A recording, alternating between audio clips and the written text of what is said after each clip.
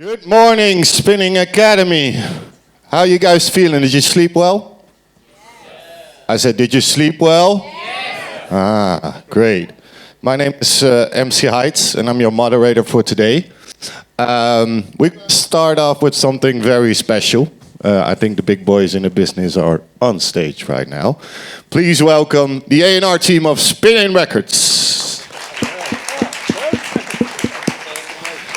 Guys, can you introduce yourselves a little bit? Let's start with you, Chico. What's up, guys? My name is Chico Rose. I'm 29 years old, almost 30.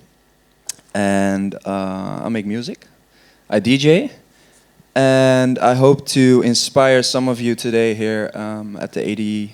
So, welcome. Thank you so much. Jorn. I'm Jorn, working for Spinnin for 20 years already. And still doing it with a lot of passion and love. Nice.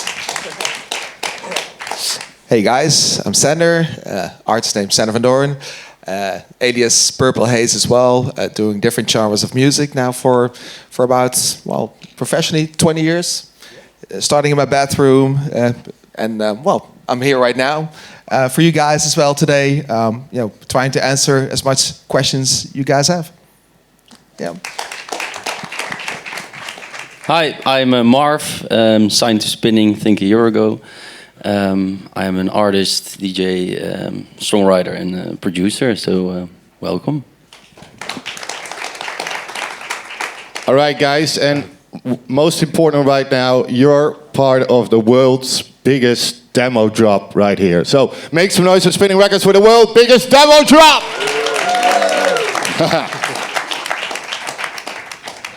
All right, guys. We're going to start off with some questions for me. What I want to do, if somebody has a question, please raise your hand.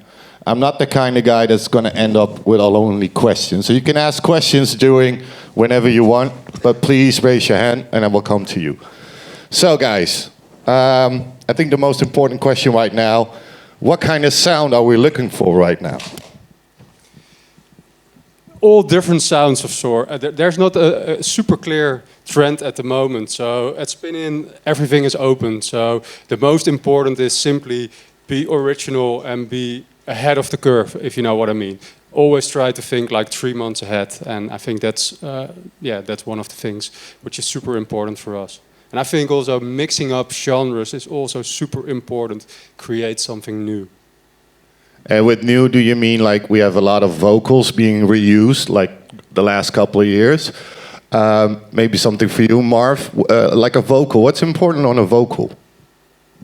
Well, I started out as a songwriter, so for me, I see a lot of producers, DJs focusing a lot on the mix, but I think it all starts with the melody of the vocal. If you're looking for like a pop sounding track, so try and like put much more effort. I think that's a tip from me into the songwriting part. And if you're not a songwriter, I believe anyone can be a songwriter, and look for help, and then Yeah, and I'd like to add, Marcus is already saying it, melodies, hooks. It's so super important. And why is that so important, like the hooks? Because that will stick in your head. In the end. So if you got one in the verse and also one in the chorus, that's the best. And also something in your instrumental, of course, as well. And that's the most difficult thing about a catchy hook, right? It's it has to be super easy, but that's the most difficult part of it. Yeah. And the easier the melody is, the better they are. So, and it sounds so super simple, but it is so bloody difficult. For instance, all the small children's songs, right? The melodies are super easy. Yeah. You always stick in your head, right? But I sometimes test them out. I've got a little son, 5 years old, and sometimes I just put on a record, and if I see him bounce, that's a good sign. So your kid is actually the A&R? Sort of, yes. Okay. Yeah. Nice. Can I ask a question? What spinning track this year made you be surprised? Chico, what track did you hear this year you were like, wow, this is like a surprise for me? Wow, I have to think. Like Whatever release on Spinning? Yeah, whatever. Did your mouth open like wide, like wow? Only shitty records, right? What was the name of your song? I hear it on the radio all the time. Somebody to love. Exactly. Really cool Thanks. song. I think our biggest surprise this year was Own Boss. I think so too. That was a very interesting one, and also something interesting for you guys. That record started as a club record and got played by a lot of DJs, but we did a super nice TikTok post with a funny video, and that went completely viral. And I think that's super important for all of you, because TikTok is so super essential these days. So be upfront before you're sending me the demos. Please put your tracks also on TikTok. It can help, because a lot of trends are starting over there at the moment. I think that's a nice bridge to my next question. What sources do you guys use to invent or see new tracks? Is like TikTok or is like Instagram? Sander, what do you look for? Definitely. You have the social media platforms. Besides that, for me as a DJ, it's the crowd I'm playing in front. Whatever track I produce, it kind of starts in a club. Whether it's like a clubby track or for me a more crossover commercial track, it needs to work for me, for my crowd. So for me, that's one of the most important.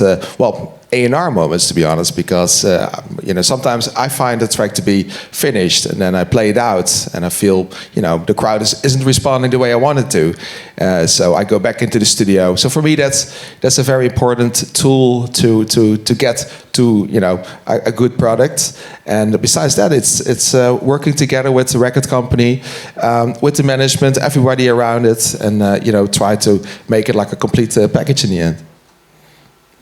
And for you, MARF, you scan like all the social medias to like find new inspiration or find new hit records, or? Well, actually, I think my biggest inspiration comes from I think what Jorn just said, different genres. So I also write for a Dutch artist, and for me that's really inspiring, because it's something completely different than if I the songwriting tactics or the techniques or the producer techniques, bringing it over to my own project makes something new. So I think for me, different genres is for me the biggest inspiration. Yeah. And Chico, where you find your new tracks? Yeah, I scan TikTok a lot, and a lot of cool artists. I think also the last song of the Maupi, Beep from Amsterdam, went viral on TikTok actually, right? And yes. that really blew up. So that's a really big, great example. But there's also this other guy on TikTok, like melodic house techno, and he's also doing really good now. I saw he gained like 60,000 followers on Instagram in a couple of months. Not a fish stick, something like that. I think so, yeah. Oh yeah. So is that the With the future? long hair, right? I don't know how he looks like, but I see him in all the data reports we get. But it's very popular. Meme techno. Another genre which is popping up at the moment is hardcore meme techno. It's all sorts of funny, hard banging genres with some with the gimmicks, lyrics. right? With gimmicks, yes. Yeah. So is that the new future? Start off with TikTok or social media, and then if you're like on the radar, the labels will find you? Or? Absolutely, All yeah. right. It's besides the classical promotion, this is something very, very important. Like a lot of record companies, especially all the majors, they have data teams all over the world in every country, scanning data on daily basis in their countries and trying to sign these artists. A great example, the David Guetta's record, Blue. It started with a TikTok hype. Same with the Sam Smith record at the moment. Was also a pre-TikTok hype. And like Chico mentioned, Maupi, Drugs from Amsterdam, TikTok. And DJ support as well. But can you hear the quality of a track just by hearing TikTok? Like the quality of the sounds? In these days, sometimes it doesn't even matter that much anymore, because it's 30 seconds. And kids, they just swipe. And tracks can become really, really big by just sounds which they share. All right, that's very interesting, because my next question was likely, okay, so we have a lot of young producers, but they bring in a sound, but it's not like quality-wise high level, but you know the melody is right, or the vocal is right, or the spirit is right of the track. There's a right hook, I think. There's something which is connecting. Yeah. And do you support those artists, like, okay, tweak it a little bit here, or of course, what's your, or is it like, no, sorry, we're not interested? No, because if it's a trend and people like it, but just be clear, quality is still super important as well. There's TikTok hypes, but there's also a lot of the traditional type of music, which is super important, of course. All right, good to know. Yeah, are there any questions so far? Because you guys are like really quiet. Are you still here? Yes. Oh, you're still here. Great. Any questions? Just raise your hands. I'm here, right. All right. Let's talk a little bit, Sander. You are also you have Doorn Records. Yes. That's a different genre, I think, or how do you see it? It's like, what do you search for if you're looking for a real typical Doorn Records record? Well, like Jorn said, original music, and it doesn't necessarily have to be a certain genre. I think Doorn Records throughout the years kind of changed the genre a little bit. Went from sometimes more housey. Back in 2012, it was a little bit more EDM-ish. Right now I'm actually not signing that much tracks anymore, because I really felt like at one point there were so many tracks that we couldn't focus on just building the perfect track. So right now I'm more picky. We're actually just working on this new track for Doorn Records, which I absolutely love. And it's crossing genres. It's for me it works. It needs to work in my set, and for me that's the most important thing. It needs to sound original. Yeah, that's pretty much it. Is that also the difference, Jorn, between you and Sander? Maybe you're looking more for songs and he's looking more for club hits, or is that no difference? There's a big difference. We have Spinnin Records and our sub-labels, and we run artist labels. And for Sander, it's the most important, and that's what I always say about DJ labels. The most important thing is the record needs to start in your DJ set. You need to play them. You're the flagship, and you need to expose them. So that's a big difference. If you don't play them, don't sign it. Yeah, that's definitely. All right, and then for Chico, you're also an artist. You play a lot. When you start a track, do you think before you start, I'm going to make a song or I'm going to make a club record? Or for you, it's always a club record because you want to play it? Well, no, I think I have two sides, but I just sit in the studio and I do whatever I feel in that moment. So maybe I hear something like a groovy beat or something, and I start a club song. But I hear something in my mind, a cool melody, and I start more like a stream song, So there's no, I don't know. There's whatever, no choice. Whatever comes up in my mind, I just start. All right. Yeah. And for you, Marv, do you have like, before you start, right, I'm now focusing on streams, or I want to make a banger in the club, or how does the creative process start? Well, I'm the kind of guy who's only focused on radio technique records. So I always start out with, okay, what trends are going on now, what kind of even I think the TikTok trends also show that even the hook and the melodies are different from the hooks we were used to play out, because I don't know, it needs to be almost more childish. But then at the other, I think Blue, David Guetta is a really good example, because it has the really really good hook which you can't get out of your head anytime soon, and you have the pretty serious lyrics and the feel to it. And I think that's a home run as it comes to a hit at the moment. So for me, it's I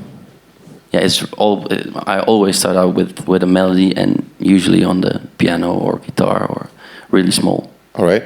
And now a question pops up. Oh yeah, sorry. The good thing from him is he can write, he can sing, and he can play it. Yeah, he can do everything. So that's super interesting and super cool. Okay, let's hear it for MARF, maybe. Make some noise. Yeah. Now, for me, a really big question pops up. Jorn says, all right, make something original, make a good hook. And then on the other hand, we have like Blue is from my youth, or, well, part of the song is. Isn't that controversial? Like, okay, it's something reckable and it's already been used to something original. We love it. We call it interpolations, and that means... Oh, wow, that's a nice word. Yeah, using an existing melody and writing on top of that, for example, a complete new song. So I always call it also creative sampling, but do something, creative with an existing melody or sometimes a vocal. It can go the other way around as well. But especially for young artists, I think that's the way to speed up the whole acceptance process because people will recognize it quicker. So people in the audience, DJs, radio promoters, etc., etc. So I think it's a really good move, and it's very successful. If you check all the charts of all the big hits or all the additions in today's top hits in the last couple of years, I think more than 60% are these type of songs, interpolations. But do it creative, just sampling something one-on-one. That's not that difficult. It's good for a club record, and it will work. But yeah. So make something original from an existing hook. All right. Yes. All right. Any questions, guys? I have a question. Nice.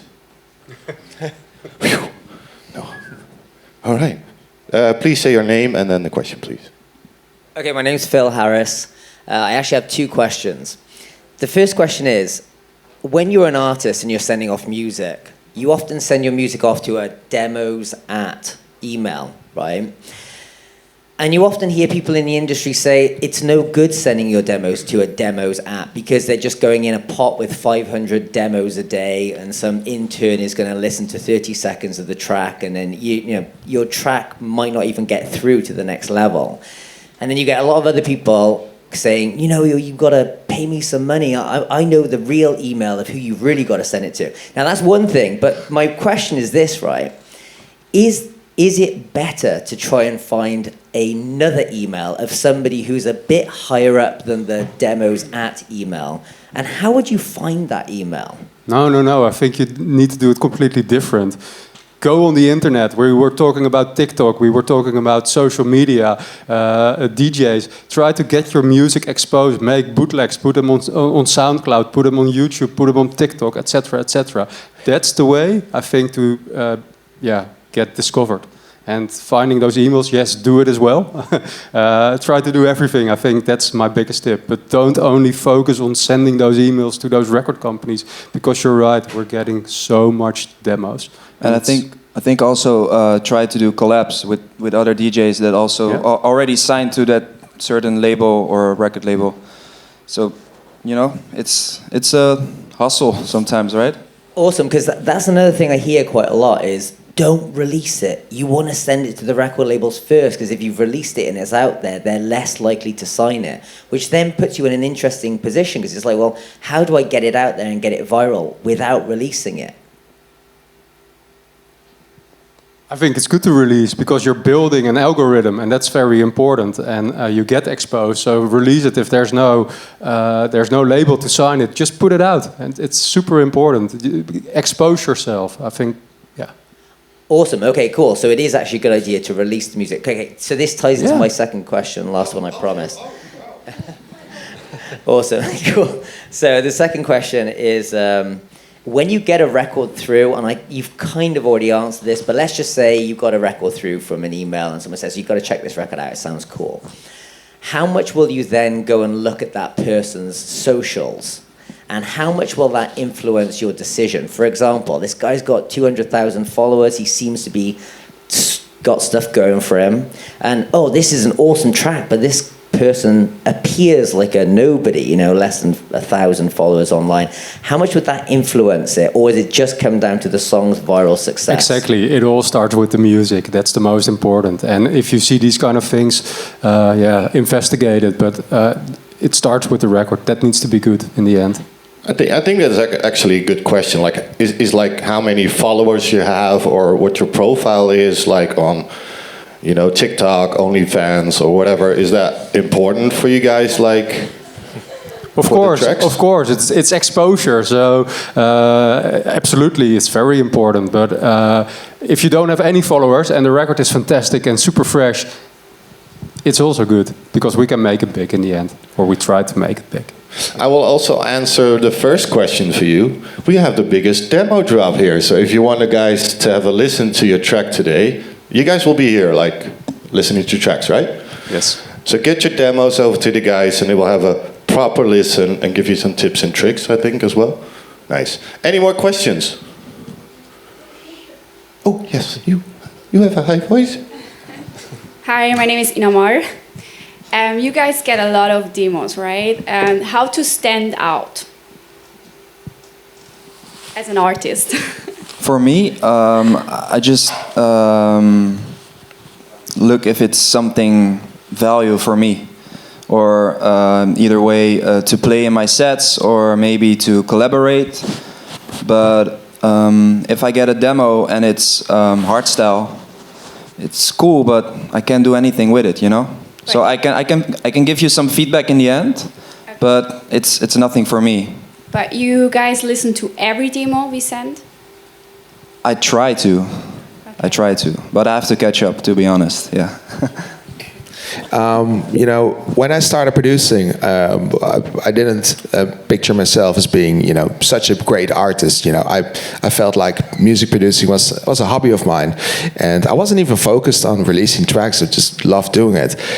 So what I did, I made a lot of tracks and made more tracks, and I always asked myself, you know, can I do better? And you know, I think that's a very important question you always want to ask yourself. Can I do better? And that meant for me staying up until 5 o'clock in the morning, trying to, you know, make the track better. And it was a process of, I would say, like 4 or 5 years before I even decided to send something to a record label. And that was because they asked me, because there was a guy working in a record store, and he was starting to work for a label, and he said, you produce music, right? And I was like, yeah, you know, as a hobby. And he said, no, send me a track. So I sent 20 tracks, and which I was really, you know, confident about, and I got a record deal the next week. So just, you know, be self-critical and always ask yourself, can I do better? Because if you send a demo and your demo gets listened, and the record company wouldn't find it necessarily really good, and then the next track you sent also is in the same bracket, you kind of lose the attention of the one listening to your tracks. And I think, you know, that's why it's always important to be your own A&R and be very self-critical with what you're making. And the good thing, still remember with Sander, and that's what I'm always saying, the good thing, there was a certain trend, but Sander was just a little bit different or ahead of that trend. It was sounding a little bit fresher at the moment. That was the big reason for us, like, wow, this is super cool. And that's what, when we started to send out all those demos to all those DJs, everybody started to play because it was fresh. Yeah, and a lot of bootlegs, obviously. Yeah, you know, we Message in a Bottle. Yeah, Message in a Bottle, and it was a really cool, you know, era, because you know, you can, you know, make like an illegal bootleg. You can actually print it on vinyl and could actually release it until somebody said, like, what the hell are you doing? And you're like, oh, you cannot do this. I'm sorry. But, you know, in the process, you already had sold like 10,000 copies, and everyone was playing out your tracks. You know, so take a risk, you know, sometimes. Thank you so much.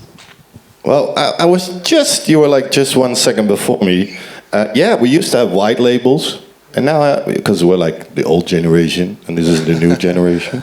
Guys, do you play tracks in your sets, or listen to tracks that are not released? Or you use it in your set? You mean own songs, or? No, but maybe somebody sends you, like, wow, but it's not even signed yet. Yeah, for sure. It's for me, it's even better to play some music that's not out there, to, like, you know, get the crowd excited with something that's not out yet. All right, and then Yeah, technical-wise, is that illegal, Jorn, to play a track that's not signed?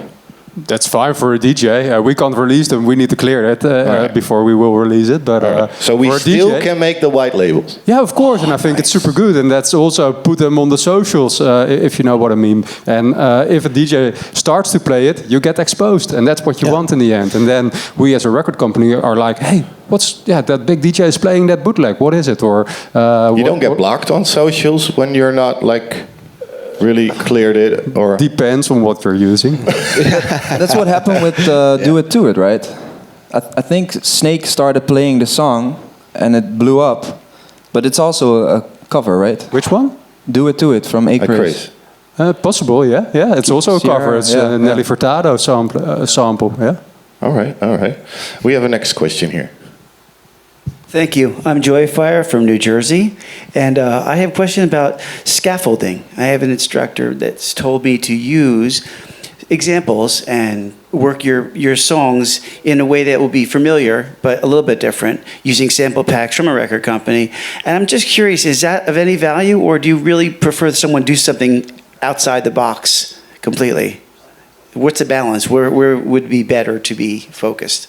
Sounding like what you have already, and a little bit different, or really giving you something new? So using samples, that's your question. Just in general, using the structure, the samples, something, getting a song, say, that's on your top, and finding something very similar and hitting you with a little bit more of the same, but a little, or is it better I think to go? Using the right sample, try to always also here to find that unique sounding sample. But for you, the challenge is create a super cool and fresh production around it, and then you have a winner because it's sounding fresh, and you have a sample with what people will recognize in the end. So. But when it comes to like small samples, like platforms like Splice, it's like everybody's on Splice, and looking pretty much everybody's looking at the same pool of samples, and so what you see is like if there's like a vocal sample, you can find one track being released, and another week is another track with the same vocal, and another. So what I always try to do is, I have a big library of old samples and old sample CDs, and I have drum computers. So I always try to make my own drums, and I think that's important as well. Is like realizing that on certain platforms, if you're searching for samples, it's like there's hundreds of thousands of people searching for the same sample. So that's important to remember as well. And the sound of a song, you have a certain sound that you have signed. Is emulating that? That's more my question. Is emulating a song that exists and is successful of any value, or do you really want something that's completely new? Not too new, because otherwise if it's too experimental, people will not understand it. And that's what I always say, try to think like 3 to 4 months ahead. That's the most important. You can choose to go like super experimental, but then you might not reach a very big audience, if you know what I mean. So how do trends start then? If you watch like a couple of months ahead on the base that we have now, what makes the trends then for me? I think still in dance music, DJs are very, very important. They decide what is hot and what is not hot at the moment. So the AAA kind of DJs, what they will play, that's leading in many times. But besides that, on the more commercial level, socials, TikTok, radio, etc., can be very determined. Wow, that's some value information. Are there any more questions for these guys? Oh, one over there. I will be there in a few.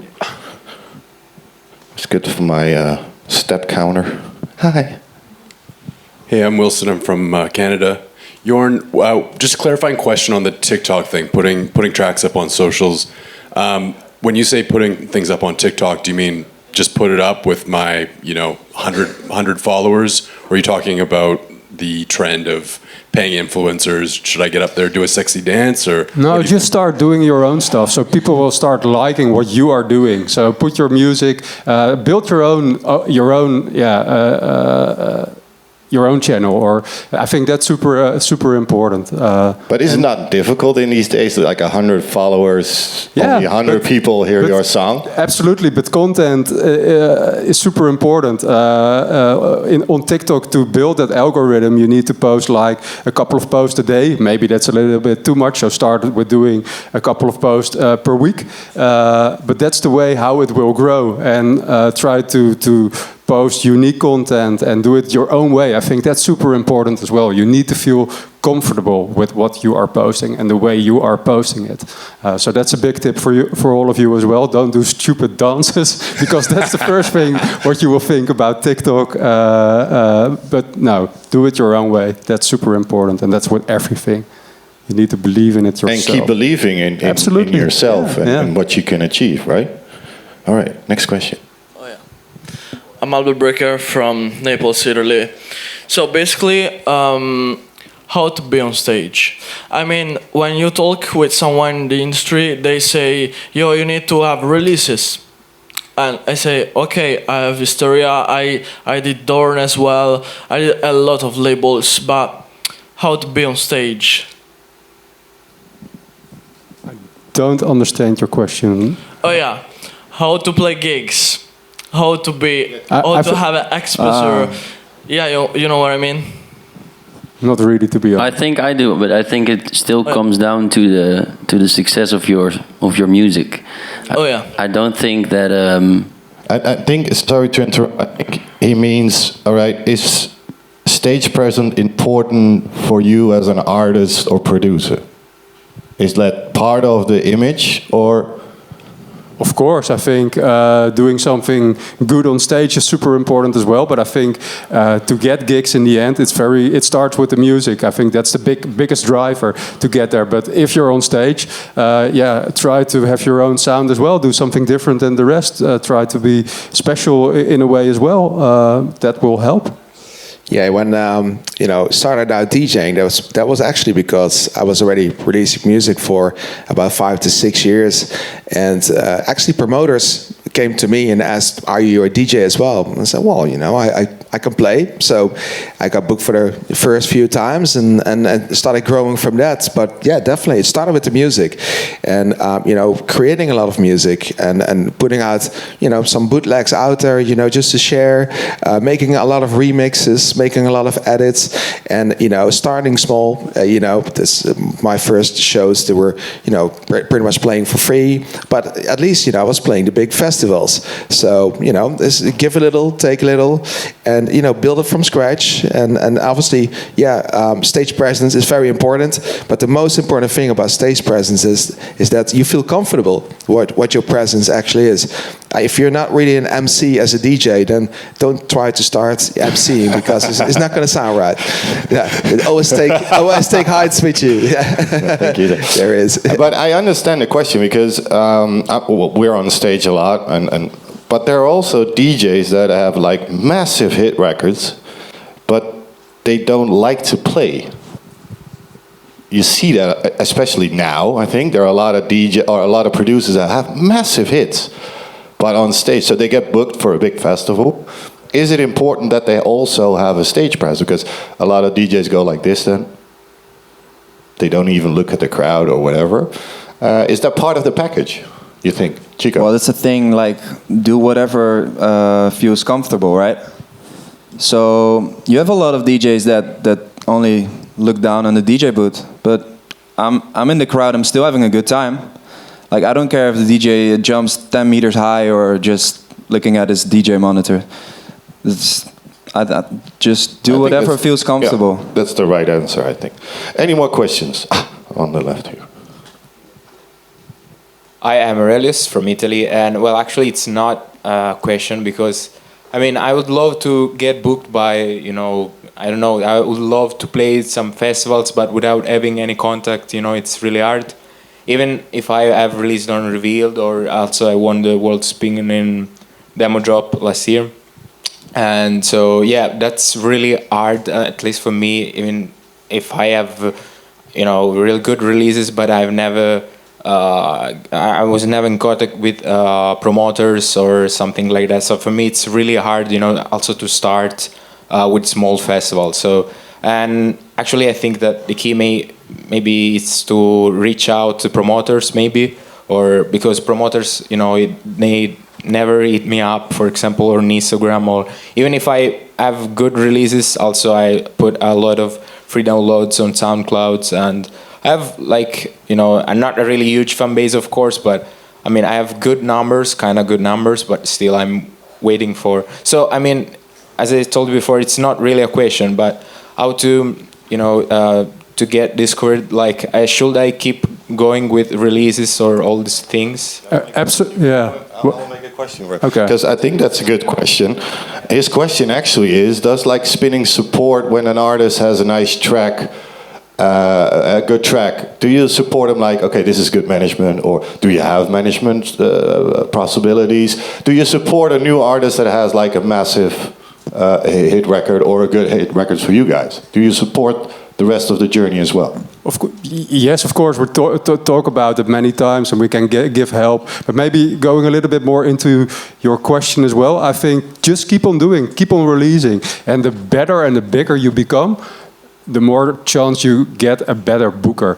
Because if you are too greedy and you're selling yourself towards them, yeah, you will be on the bottom of their attention, if you know what I mean. So keep on building your career and improving your releases, and try to become bigger and more successful, and you will get better bookers and better bookings in the end. Yeah, because at one point they cannot leave you on the left side if you have massive hits. You will sell tickets. Yeah, but they want you course. on the festival. Yeah, it needs to be the bookings agent who gets interested in you. And how do they get interested? It's always from the musical side of things. They also go on Beatport, the bookings agents. They're searching for new trends, and they're going on the social media pages. But definitely on the musical side of things, if you have like a few top tracks on Beatport, bookings agents are gonna notice you as well, and with the bookings agent, then you have your promoter, definitely. And I think that the thing that Jorn said, like, don't try to be greedy, just step by step. Because if you try to be on top already, like, your mind gets, it's step by step. You will get there, but just keep on going. Climbing the ladder of success, step by step by step. Yeah. That sounds like a good song, actually. Step by step. Any more questions, guys? One here. Hello, my name is Ruby van Trax. Question for Jorn. We all know you have sub-labels, for example, Spinnin Deep. My question is, what do you focus on for a music release and an artist? For example, the difference between a big label, for example, Spinnin, and your sub-label. What aims and objectives do you have for an artist that are differences for a big label and a sub-label, for example, Spinnin Deep? It's a very easy answer. Spinnin Deep is focusing more on the deeper side of things, of dance music. SPRS is our label where we drop a lot of club tracks with samples. Besides that, we have a label called Source, which is more focused on dance pop kind of tracks. So we're dividing it because that's so super important in this market. And Spinnin is just the overall brand we're running for the big releases, the more commercial ones, the bangers, etc., etc. All right, we have like 2 minutes left. So, any more questions besides him? 2. Okay, these are the last 2 for the question. Let it be good. What's up, guys? I'm Sean. I'm from New Jersey. Literally flew in this morning. I'm so tired right now, but I'm awake. I'm here. I'm ready to go. So basically, my question to you guys is, what is the best way to go about getting exclusive vocals? Either it be a publisher or reaching out to artists, vocalists directly. I would love to get your guys' thoughts on this, because you guys made it very apparent and clear that exclusive vocals are super important. So I think for Marv it's easy because he's writing his own songs, right? He sings them, yeah. Yeah, but I also started out. I think for me, my publishing deal with CTM, where I signed, was pretty important, because there I started to know other vocalists and also other writers. So my writing game improved by learning from other writers, and I got to know those other writers from my publisher. And I think yeah, vocal-wise, it's the same thing, because I think in the songwriting business, I think 80%, well, 75% of the songwriters can sing. Some of them can sing really well, and that's how you get to know, a big pool of vocalists and good songwriters, and you'll learn by them. I never wanted to be a songwriter. I was the producer in the room, but I became a songwriter as well, just by being with other songwriters. Just try to reach out to as many vocalists or Instagram, whatever. If you see a girl or a guy singing on TikTok, just send them a DM. Yo, let's work. Try it. Even if you don't have like a big budget, or maybe Splice is then better? Or? Can work, the right ones. Or sign to a good record company who's very active in finding the right vocals for you. Wow. All right, last question. I think it was you, right? Yes. All right. Hi everybody, I'm Daniele. Nice to meet you, first of all. I have a last question, more technique, about more technique aspect. Basically, how much is important mix and mastering for a track? I mean, if you, for all you want. Yeah. Okay. For me, as a DJ, I'm listening to a lot of promos every single week. So, it's like hundreds of them. So I need to listen to them very quickly. So if I put on a track, it's literally tit, tit, tit, and that's it. I know it's something I want to listen to more, or it's something it's not even my genre, or I'm not gonna like it anyway, because there's so many tracks. It's very quickly I listen to tracks. If the mastering is really good and strong, usually I find myself listening to the track more. So I think that's a very important aspect. And for me as a producer, sometimes the whole mastering side of thing it takes more time than actually producing the track, because you want to tell the story in a certain way, and it needs to be a certain adjustment for it to come across the right way. So yeah, mastering is very important. Super. I think part of your success, or one of your success factors, was his mastering, because I still remember when I was sending out these records to the bigger DJs, they were all like, oh my god, this is sounding so loud and so clear and so super strong, and that's the reason a lot of DJs starting to play it out. So I think especially for club records, it's so super important. All right. And it's a pretty big process, mastering, because it actually starts very, very easily. You make a track and you play it out in your car, and you play it out to your friends, and on your home entertainment system, and then you find it's like, why does it sound good in the studio and it sounds really crappy in my car? So that's the start of the whole learning curve. And then there's so much tutorials these days, good plugins. I personally love the Isotope plugins, I love the Ozone plugins, but also have an analog tube tech multiband compressors to get more analog sound. And I think that's the combination. It's like experimenting a lot. And it's a very fun process, actually, because you're going to hear your track sounding more and more and bigger every single new track you produce, and try to get a little bit more volume out of it. It's always cool, but in the end, it's also about the whole idea behind the track. Never forget about that as well. Great. All right, guys, it's now time for the world's biggest demo drop. You can find these guys all over around here. Ladies and gentlemen, give them a warm applause. Chico Rose, Jorn Heringa, Sander van Doorn, and MARF. And MC Haits. MC Haits. Yeah.